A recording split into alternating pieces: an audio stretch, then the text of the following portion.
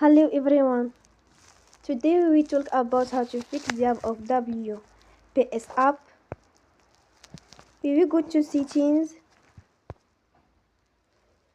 Then we click on apps. After that we will search the app WPS app and we will click. Then we will on for stop. After that we will go to storage. Then we click on clear cache. In the end, you will turn off your Wi-Fi and you will turn again. Don't forget to support us by like and subscribe.